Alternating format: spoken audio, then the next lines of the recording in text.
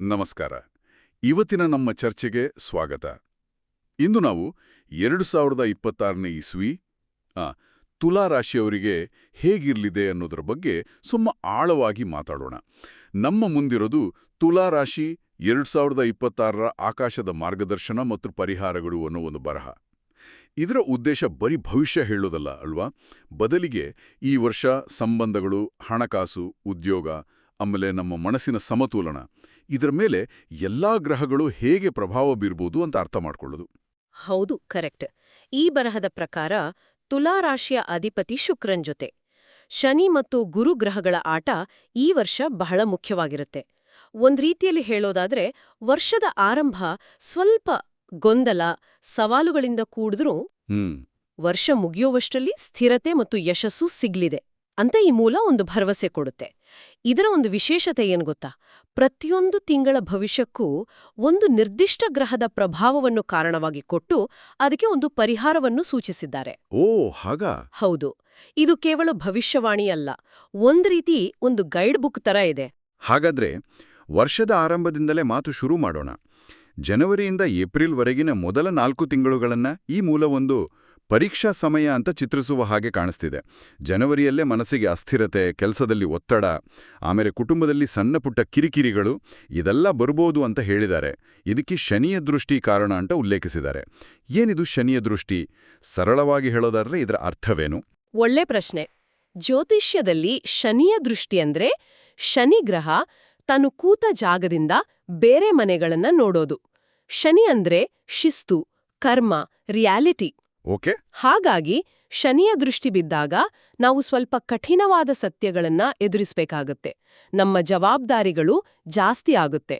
ಅದಕ್ಕೆ ಕೆಲಸದಲ್ಲಿ ಒತ್ತಡ, ಮನಸ್ಸಲ್ಲಿ ಗೊಂದಲ ಶುರುವಾಗೋದು, ಆರಾಮಾಗಿರೋದಕ್ಕೆ ಬಿಡದೆ ಇನ್ನೂ ಶ್ರಮಪಡು ಅಂತ ಎಚ್ಚರಿಸುವ ಒಬ್ಬ ಸ್ಟ್ರಿಕ್ಟ್ ಟೀಚರ್ ಇದ್ದಾಗೆ. ಓ, ಹಾಗಾದ್ರೆ ಶನಿ ನಮ್ಮನ್ನ ಪರೀಕ್ಷೆ ಮಾಡ್ತಾನೆ ಅನ್ನೋದು ಇದರ ಅರ್ಥ. ಈ ಪರೀಕ್ಷೆಯನ್ನು ಎದುರಿಸೋಕೆ ಈ ಬರಹದಲ್ಲಿ ಏನಾದರೂ ಪರಿಹಾರ ಸೂಚಿಸಿದ್ದಾರಾ? ಖಂಡಿತ.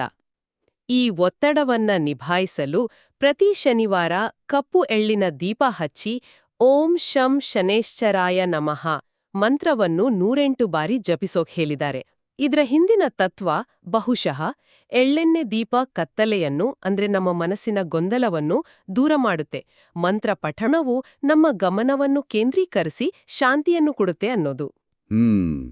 ಇದು ಶನಿಯ ಕಠಿಣ ಪಾಠಗಳನ್ನು ಸ್ವೀಕರಿಸಲು ನಮ್ಮನ್ನು ಮಾನಸಿಕವಾಗಿ ಸಿದ್ಧಪಡಿಸೋ ಒಂದು ವಿಧಾನ. ಒಂದು ಕಡೆ ಶನಿ ನಮ್ಮ ಶಿಸ್ತಿನ ಪರೀಕ್ಷಿಸಿದರೆ ಫೆಬ್ರವರಿಯಲ್ಲಿ ಕಥೆ ಸ್ವಲ್ಪ ಬದಲಾಗುತ್ತೆ. ಹಣಕಾಸಿನ ವಿಷಯದಲ್ಲಿ ಚಲನೆ ಕಾಣಿಸುತ್ತೆ. ಹೊಸ ಆದಾಯದ ಮೂಲಗಳ ಬಗ್ಗೆ ಯೋಚನೆಗಳು ಶುರುವಾಗುತ್ತೆ ಅಂತ ಈ ಬರಹ ಹೇಳುತ್ತೆ. ಇದಕ್ಕೆ ಬುಧ ಶುಕ್ರ ಯೋಗ ಕಾರಣವಂತೆ. ಹೌದು. ಬುಧ ಅಂದ್ರೆ ಬುದ್ಧಿ, ವ್ಯಾಪಾರ. ಓಕೆ. ಶುಕ್ರ ಅಂದ್ರೆ ಹಣ, ಸೌಕರ್ಯ. ಈ 2 ಗ್ರಹಗಳು ಒಟ್ಟಿಗೆ ಸೇರಿದಾಗ ಹಣಕಾಸಿನ ವಿಷಯದಲ್ಲಿ ಹೊಸ ಹೊಸ ಐಡಿಯಾಗಳು ಹುಟ್ಕೊಳ್ತವೆ.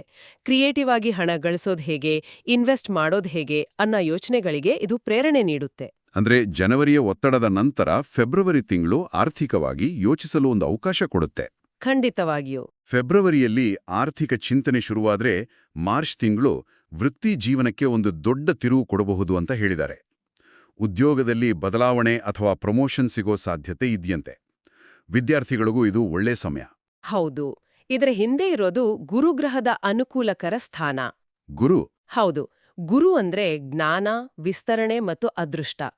ಗುರುಗ್ರಹ ಚೆನ್ನಾಗಿದ್ದಾಗ ನಮಗೆ ಅವಕಾಶಗಳು ತಾವಾಗಿಯೇ ಹುಡುಕೊಂಡು ಬರ್ತವೆ. ನಾವು ಕಲ್ತಿದ್ದಕ್ಕೆ ಬೆಲೆ ಸಿಗುತ್ತೆ.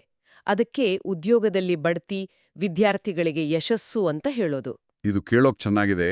ಆದ್ರೆ ವೃತ್ತಿಪರ ಯಶಸ್ಸಿಗೂ ಇಲ್ಲಿ ಪರಿಹಾರವಾಗಿ ಹೇಳಿರುವ ವಿಷ್ಣು ಸಹಸ್ರನಾಮ ಪಠಿಸೋದಕ್ಕೂ ಈ ಬರಹ ಹೇಗೆ ಸಂಬಂಧ ಕಲ್ಪಿಸುತ್ತೆ? ಇದು ಸ್ವಲ್ಪ ಇಂಟ್ರೆಸ್ಟಿಂಗ್ ಆಗಿದೆ. ಖಂಡಿತ. ಇದೇ ಈ ವಿಶ್ಲೇಷಣೆಯ ಆಳ. ನೋಡಿ, ವೃತ್ತಿಪರ ಯಶಸ್ಸಿಗೆ ಕೇವಲ ಕಷ್ಟಪಟ್ಟು ಕೆಲಸ ಮಾಡಿದ್ರೆ ಸಾಲ್ದು. ಮನಸ್ಸಿನ ಸ್ಪಷ್ಟತೆ, ಸರಿಯಾದ ಸಮಯದಲ್ಲಿ ಸರಿಯಾದ ನಿರ್ಧಾರ ತೆಗೆದುಕೊಳ್ಳೋ ಸಾಮರ್ಥ್ಯವೂ ಬೇಕು. ನಿಜ.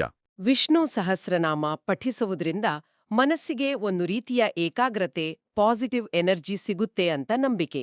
ಈ ಮಾನಸಿಕ ಸ್ಪಷ್ಟತೆಯೇ ನಮ್ಮನ್ನು ಕೆಲಸದಲ್ಲಿ ಉತ್ತಮವಾಗಿ ಕಾರ್ಯನಿರ್ವಹಿಸಲು ಸಹಾಯಿಸಬಹುದು ಅನ್ನೋದು ಇದರ ಹಿಂದಿನ ತರ್ಕ ಇರಬಹುದು. ಜೊತೆಗೆ ಗುರುವಾರ ಹಳದಿ ಹಣ್ಣುಗಳನ್ನು ದಾನ ಮಾಡಲು ಹೇಳಿದ್ದಾರೆ. ದಾನ ಮಾಡುವುದರಿಂದ ನಮ್ಮೊಳಗಿನ ಅಭದ್ರತೆ ಕಡಿಮೆಯಾಗಿ ಅವಕಾಶಗಳನ್ನು ಸ್ವೀಕರಿಸಲು ನಾವು ಹೆಚ್ಚು ಸಿದ್ಧರಾಗುತ್ತೇವೆ ಅನ್ನೋದು ಇದರ ಹಿಂದಿನ ತತ್ವ. ಈ ಪರೀಕ್ಷಾ ಸಮಯದ ಕೊನೆಯ ತಿಂಗಳು ಏಪ್ರಿಲ್. ಈ ತಿಂಗಳು ಸ್ವಲ್ಪ ಎಚ್ಚರಿಕೆ ಬೇಕು ಅಂತ ಈ ಮೂಲ ಸೂಚಿಸುತ್ತೆ. ಕುಟುಂಬದ ಖರ್ಚು ಹೆಚ್ಚಾಗ್ಬೋದು, ಆರೋಗ್ಯದ ಕಡೆಗೂ ಗಮನ ಕೊಡಬೇಕಾಗತ್ತೆ. ಇದಕ್ಕೆ ಮಂಗಳ ಗ್ರಹದ ಪ್ರಭಾವ ಕಾರಣವಂತೆ. ಮಂಗಳ ಗ್ರಹಕ್ಕೂ ಖರ್ಚಿಗೂ ಏನ್ ಸಂಬಂಧ? ಜ್ಯೋತಿಷ್ಯದಲ್ಲಿ ಮಂಗಳ ಗ್ರಹ ಶಕ್ತಿ, ಧೈರ್ಯ ಮತ್ತು ಆಕ್ರಮಣಶೀಲತೆಯ ಪ್ರತೀಕ. ಈ ಶಕ್ತಿ ಸಕಾರಾತ್ಮಕವಾಗಿದ್ದಾಗ ನಾವು ಧೈರ್ಯದಿಂದ ಕೆಲಸ ಮಾಡುತ್ತೇವೆ. ಆದರೆ ಆ ಅದು ನಕಾರಾತ್ಮಕವಾದಾಗ ಆತುರದ ನಿರ್ಧಾರ, ಅನಗತ್ಯ ಖರ್ಚು, ಸಿಟ್ಟು ಮತ್ತು ಆರೋಗ್ಯ ಸಮಸ್ಯೆಗಳಿಗೆ ಕಾರಣವಾಗಬಹುದು. ಆ ಶಕ್ತಿಯನ್ನು ಸರಿಯಾಗಿ ಬಳಸಿಕೊಳ್ಳದಿದ್ದಾಗ ಅದು ಖರ್ಚಿನ ರೂಪದಲ್ಲಿ ಅಥವಾ ಆರೋಗ್ಯ ಸಮಸ್ಯೆಯ ರೂಪದಲ್ಲಿ ಹೊರಬರುತ್ತೆ. ಹಾಗಾದ್ರೆ ಆ ಮಂಗಳನ ಶಕ್ತಿಯನ್ನು ನಿಯಂತ್ರಣದಲ್ಲಿಡೋಕೆ ಪರಿಹಾರವೇನು? ಅದಕ್ಕೆ ಈ ಬರಹದಲ್ಲಿ ಹನುಮಾನ್ ಚಾಲೀಸಾ ಪಠಿಸಲು ಹೇಳಿದ್ದಾರೆ. ಹನುಮಂತ ಧೈರ್ಯ, ಶಕ್ತಿ ಮತ್ತು ಸಂಯಮದ ಸಂಕೇತ. ಹೌದು. ಹನುಮಾನ್ ಚಾಲೀಸಾ ಪಠಿಸುವುದರಿಂದ ಮಂಗಳನ ಆ ಆತುರದ ಶಕ್ತಿಯನ್ನು ಧೈರ್ಯ ಮತ್ತು ಶಿಸ್ತಾಗಿ ಪರಿವರ್ತಿಸಬಹುದು ಅನ್ನೋದು ಇದರ ಹಿಂದಿನ ನಂಬಿಕೆ. ಜೊತೆಗೆ ಖಾರವಾದ ಆಹಾರವನ್ನು ನಿಯಂತ್ರಿಸಲು ಹೇಳಿದ್ದಾರೆ. ಇದು ಕೂಡ ದೇಹದ ಉಷ್ಣತೆಯನ್ನು ಅಂದ್ರೆ ಮಂಗಳನ ಪ್ರಭಾವವನ್ನು ಸಮತೋಲನದಲ್ಲಿಡುವ ಒಂದು ಸರಳ ವಿಧಾನ. ಓಕೆ. ಹಾಗಾದ್ರೆ ಮೊದಲ 4 ತಿಂಗಳ ಪರೀಕ್ಷೆ ಮುಗಿದ ಮೇಲೆ ವರ್ಷದ ಮಧ್ಯಭಾಗದಲ್ಲಿ ನಮ್ಮ ಗಮನ ಸಂಬಂಧಗಳು ಮತ್ತು ವೃತ್ತಿಜೀವನದ ಕಡೆಗೆ ಹೋಗುತ್ತೆ. ಮೇ ತಿಂಗಳು ಪ್ರೇಮ ಸಂಬಂಧಗಳಿಗೆ ಬಹಳ ಮುಖ್ಯವಾದ ಸಮಯ. ಸಂಬಂಧಗಳಲ್ಲಿ ಸ್ಪಷ್ಟತೆ ಸಿಗುತ್ತೆ, ಮದುವೆ ಮಾತುಕತೆಗಳ ಮುಂದೆ ಹೋಗುತ್ತೆ ಅಂತ ಹೇಳಿದ್ದಾರೆ. ಹೌದು, ಯಾಕಂದ್ರೆ ಮೇ ತಿಂಗಳಲ್ಲಿ ತುಲಾರಾಶಿಯ ಅಧಿಪತಿಯಾದ ಶುಕ್ರನೇ ಬಲಗೊಳ್ಳುತ್ತಾನೆ. ಶುಕ್ರ ಪ್ರೀತಿ, ಸೌಂದರ್ಯ, ಸಂಬಂಧಗಳ ಕಾರಕ. ಕರೆಕ್ಟ್. ತನ್ನ ಅಧಿಪತಿ ಗ್ರಹವೇ ಬಲಗೊಂಡಾಗ ಆ ರಾಶಿಯವರಿಗೆ ಈ ಎಲ್ಲ ವಿಷಯಗಳಲ್ಲಿ ಒಳ್ಳೆಯದಾಗುತ್ತೆ. ಇದಕ್ಕೆ ಪರಿಹಾರವಾಗಿ ಶುಕ್ರವಾರ ಲಕ್ಷ್ಮೀ ಪೂಜೆ ಮತ್ತು ಬಿಳಿ ಸಿಹಿ ತಿಂಡಿ ದಾನ ಮಾಡಲು ಹೇಳಿದ್ದಾರೆ. ಸಂಬಂಧಗಳಲ್ಲಿ ಸಿಹಿಯನ್ನು ಹಂಚಿಕೊಳ್ಳುವುದರ ಸಾಂಕೇತಿಕ ರೂಪ ಇದು. ಹೌದು ಹೌದು. ಮೇ ತಿಂಗಳು ಸಂಬಂಧಗಳಿಗೆ ಸಿಹಿಯಾಗಿದ್ದರೆ ಜೂನ್ ತಿಂಗಳು ವೃತ್ತಿಜೀವನದಲ್ಲಿ ಸ್ವಲ್ಪ ಖಾರ ತರಲಿದೆ. ಸ್ಪರ್ಧೆ ಹೆಚ್ಚಾಗುತ್ತೆ, ಧೈರ್ಯದಿಂದ ಮುನ್ನುಗ್ಗಿದ್ರೆ ಮಾತ್ರ ಗೆಲುವು ಅಂತ ಎಚ್ಚರಿಸಿದ್ದಾರೆ. ಜೊತೆಗೆ ರಾಹುವಿನ ಪ್ರಭಾವದಿಂದ ಗೊಂದಲಗಳು ಉಂಟಾಗಬಹುದು ಅಂತಾನೂ ಹೇಳಿದ್ದಾರೆ. ರಾಹು ಅಂದ್ರೆ ಸಾಮಾನ್ಯವಾಗಿ ಜನ ಸ್ವಲ್ಪ ಹೆದರ್ತಾರೆ. ಈ ಮೂಲದಲ್ಲಿ ರಾಹುವಿನ ಪ್ರಭಾವವನ್ನು ಹೇಗೆ ವಿವರಿಸಿದ್ದಾರೆ? ರಾಹು ಅಂದ್ರೆ ನೆರಳು ಗ್ರಹ. ಅದು ಭ್ರಮೆ, ಗೊಂದಲ ಜೊತೆಗೆ ತೀವ್ರವಾದ ಆಸೆಯನ್ನು ಪ್ರತಿನಿಧಿಸುತ್ತೆ. ಓ. ಜೂನ್ನಲ್ಲಿ ರಾಹುವಿನ ಪ್ರಭಾವದಿಂದ ನಾನು ಮಾಡ್ತಿರೋದು ಸರಿನಾ ತಪ್ಪಾ ಅನ್ನೋ ಗೊಂದಲ, ಜೊತೆಗೆ ಬೇರೆಯವರಿಗಿಂತ ಮುಂದೆ ಹೋಗ್ಬೇಕು ಅನ್ನೋ ತೀವ್ರವಾದ ಸ್ಪರ್ಧಾ ಮನೋಭಾವ ಎರಡೂ ಇರುತ್ತೆ. ಇದು ಒಂಥರ ದಟ್ಟವಾದ ಮಂಜಿನಲ್ಲಿ ಗಾಡಿ ಓಡಿಸಿದ ಹಾಗೆ. ಗುರಿ ಕಾಣಿಸುತ್ತೆ, ಆದ್ರೆ ದಾರಿ ಸ್ಪಷ್ಟವಾಗಿರೋದಿಲ್ಲ. ಎಕ್ಸಾಕ್ಟ್ಲಿ. ಆ ಮಂಜುನು ಸರಿಸೋದು ಹೇಗೆ? ಪರಿಹಾರ ಏನು? ಆ ಭ್ರಮೆಯನ್ನು ಕತ್ತರಿಸಿ ಸ್ಪಷ್ಟತೆಯನ್ನು ಕೊಡುವ ಶಕ್ತಿ ದುರ್ಗಾದೇವಿಗೆ ಇದೆ ಅನ್ನೋದು ನಂಬಿಕೆ. ಅದಕ್ಕೆ ದುರ್ಗಾದೇವಿಯ ಪೂಜೆ ಮತ್ತು ಓಂ ರಾಹವೇ ನಮಃ ಮಂತ್ರ ಜಪಿಸಲು ಹೇಳಿದ್ದಾರೆ. ಇದು ಆ ಗೊಂದಲಗಳನ್ನು ನಿವಾರಿಸಿ ಸವಾಲುಗಳನ್ನು ಎದುರಿಸಲು ಬೇಕಾದ ಮಾನಸಿಕ ಧೈರ್ಯವನ್ನು ಕೊಡುತ್ತೆ ಅನ್ನೋದು ಇದರ ಹಿಂದಿನ ಆಶಯ. ಜೂನ್ನ ಗೊಂದಲಗಳ ನಂತರ ಜುಲೈ ತಿಂಗಳು ಮತ್ತೆ ಸಕಾರಾತ್ಮಕವಾಗಿದೆ. ಸ್ನೇಹಿತರಿಂದ ಸಹಾಯ ಸಿಗುತ್ತೆ, ಹೊಸ ಯೋಜನೆಗಳನ್ನು ಶುರು ಮಾಡಕ್ಕೆ ಇದು ಒಳ್ಳೆಯ ಸಮಯ ಅಂತ ಹೇಳಿದ್ದಾರೆ. ಇದರ ಹಿಂದಿನ ಜ್ಯೋತಿಷ್ಯದ ಕಾರಣ ಚಂದ್ರ ಗುರು ಯೋಗ. ಚಂದ್ರ ನಮ್ಮ ಮನಸ್ಸು ಮತ್ತು ಭಾವನೆಗಳ ಪ್ರತೀಕ. ಗುರು ಜ್ಞಾನ ಮತ್ತು ಸಹಾಯದ ಪ್ರತೀಕ. ಓಕೆ. ಇವೆರಡೂ ಸೇರಿದಾಗ ನಮ್ಮ ಭಾವನೆಗಳು ಸ್ಥಿರವಾಗಿರ್ತವೆ ಮತ್ತು ನಮ್ಗೆ ಸರಿಯಾದವರಿಂದ ಸರಿಯಾದ ಸಮಯದಲ್ಲಿ ಸಹಾಯ ಸಿಗುತ್ತೆ. ಇದಕ್ಕೆ ಪರಿಹಾರವಾಗಿ ಸೋಮವಾರ ಹಾಲು ದಾನ ಮಾಡಲು ಹೇಳಿದ್ದಾರೆ. ಹಾಲು ಚಂದ್ರನಿಗೆ ಸಂಬಂಧಿಸಿದ್ದು, ದಾನ ಮಾಡುವುದರಿಂದ ಸಮಾಜದೊಂದಿಗೆ ನಮ್ಮ ಸಂಬಂಧ ಗಟ್ಟಿಯಾಗುತ್ತೆ ಅನ್ನೋದು ಇದರ ಸಾಂಕೇತಿಕ ಅರ್ಥ. ವರ್ಷದ ಮಧ್ಯದ ಕೊನೆಯ ತಿಂಗಳು ಅಂದ್ರೆ ಆಗಸ್ಟ್ ಇನ್ನೂ ಹೆಚ್ಚಿನ ಶುಭ ಫಲಗಳನ್ನ ತರುತ್ತೆ. ಆಸ್ತಿ ಅಥವಾ ವಾಹನ ಖರೀದಿಸುವ ಯೋಗವಿದೆ, ಕುಟುಂಬದಲ್ಲಿ ಸಂತೋಷದ ವಾತಾವರಣ ಇರುತ್ತೆ ಅಂತ ಈ ಬರಹ ಹೇಳುತ್ತೆ. ಇದು ಒಂದು ದೊಡ್ಡ ಸಕಾರಾತ್ಮಕ ತಿರುವು. ಖಂಡಿತ. ವರ್ಷದ ಆರಂಭದ ಪರೀಕ್ಷೆ, ಮಧ್ಯದ ಗೊಂದಲಗಳನ್ನೆಲ್ಲ ದಾಟಿದ್ಮೇಲೆ ಸಿಗುವ ಒಂದು ಪ್ರತಿಫಲ ಇದು. ಆಸ್ತಿ ಅಥವಾ ವಾಹನ ಅನ್ನೋದು ಜೀವನದಲ್ಲಿ ಸ್ಥಿರತೆಯ ಸಂಕೇತ. ಹೌದು. ಇದಕ್ಕೆ ಯಾವುದೇ ಒಂದು ನಿರ್ದಿಷ್ಟ ಗ್ರಹಕ್ಕಿಂತ ಒಟ್ಟಾರೆ ಶುಭ ಗ್ರಹಗಳ ಸಂಯೋಜಿತ ಪ್ರಭಾವ ಕಾರಣ ಅಂತ ಹೇಳಿದ್ದಾರೆ. ಇದಕ್ಕೆ ಪರಿಹಾರಗಳು ಕೂಡ ತುಂಬಾ ಸರಳವಾಗಿವೆ. ಗಣಪತಿ ಪೂಜೆ ಮತ್ತು ಮನೆಯಲ್ಲಿ ಪ್ರತಿದಿನ ದೀಪ ಹಚ್ಚುವುದು. ಇದು ಮನೆಯಲ್ಲಿ ಸಕಾರಾತ್ಮಕ ಶಕ್ತಿಯನ್ನು ಹೆಚ್ಚಿಸಿ ಬಂದಿರುವ ಸ್ಥಿರತೆಯನ್ನು ಉಳಿಸಿಕೊಳ್ಳಲು ಸಹಾಯ ಮಾಡುತ್ತೆ. ಅದ್ಭುತ. ಹಾಗಾದ್ರೆ ವರ್ಷದ ಮಧ್ಯಂತರವು ಸವಾಲು ಮತ್ತು ಯಶಸ್ಸಿನ ಒಂದು ಸುಂದರ ಮಿಶ್ರಣ. ಈಗ ನಾವು ವರ್ಷದ ಕೊನೆಯ ಹಂತಕ್ಕೆ ಬಂದಿದ್ದೇವೆ. ಸೆಪ್ಟೆಂಬರ್ನಿಂದ ಡಿಸೆಂಬರ್ವರೆಗೆ ಸ್ಥಿರತೆ ಮತ್ತು ಯಶಸ್ಸಿನತ್ತ ಸಾಗುವ ಹಾದಿ ಕಾಣ್ತಿದೆ. ಆದರೆ ಅಲ್ಲೊಂದು ಸಣ್ಣ ತಿರುವಿದೆ. ಸೆಪ್ಟೆಂಬರ್ ತಿಂಗಳು ಮತ್ತೆ ಮಾನಸಿಕ ಒತ್ತಡವನ್ನ ತರಬಹುದು ಅಂತ ಹೇಳಿದ್ದಾರೆ. ಹೌದು, ಇದಕ್ಕೆ ಕಾರಣ ಶನಿಯ ವಕ್ರಗತಿ. ಈ ಪದ ಕೇಳಿ ಗಾಬರಿಯಾಗ್ಬೇಕಿಲ್ಲ.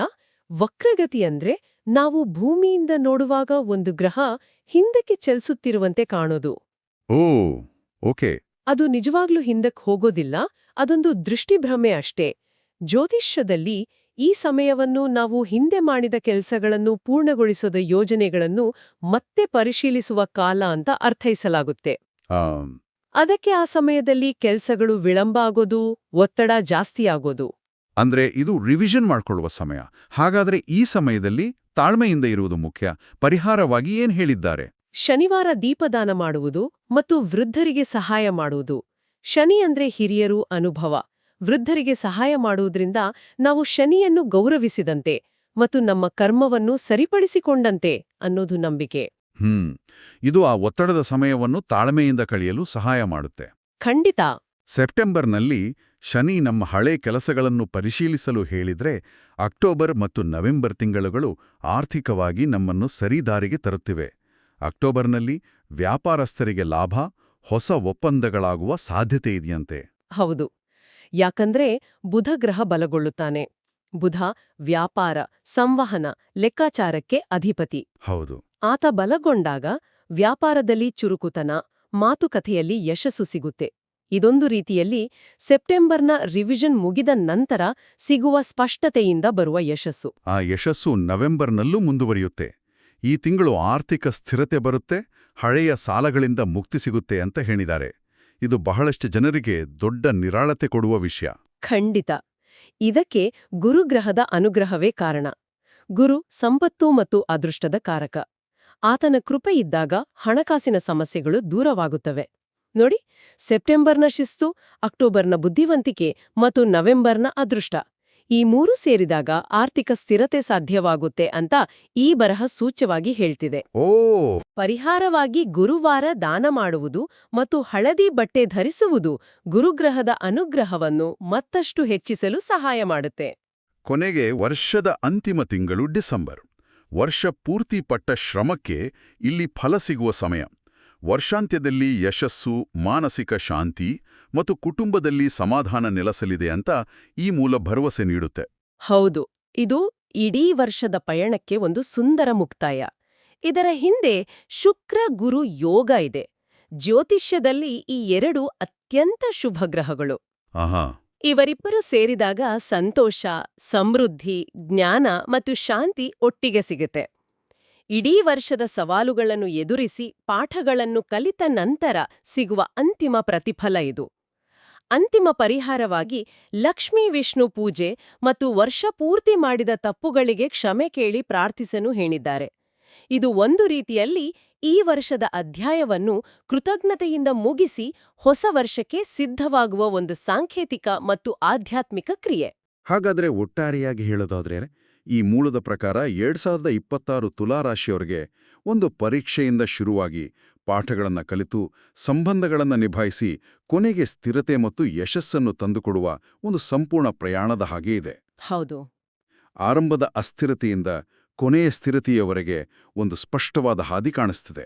ಖಂಡಿತ. ಗಮನಿಸಬೇಕಾದ ಇನ್ನೊಂದು ಮುಖ್ಯ ಅಂಶ ಅಂದ್ರೆ ಈ ಮೂಲದಲ್ಲಿ ಎಲ್ಲೂ ಸುಮ್ನೆ ಕೂತ್ರೆ ಎಲ್ಲವೂ ಆಗತ್ತೆ ಅಂತ ಹೇಳಿಲ್ಲ. ಪ್ರತಿಯೊಂದು ತಿಂಗಳ ಸವಾಲಿಗೂ ಅಥವಾ ಅವಕಾಶಕ್ಕೂ ಒಂದು ಕ್ರಿಯೆ ಅಥವಾ ಪರಿಹಾರ ಸೂಚಿಸಿದ್ದಾರೆ. ಅದು ದೀಪ ಹಚ್ಚುವುದಾಗಿರಬಹುದು, ದಾನ ಮಾಡುವುದಾಗಿರಬಹುದು ಅಥವಾ ಮಂತ್ರ ಪಠಿಸುವುದಾಗಿರಬಹುದು.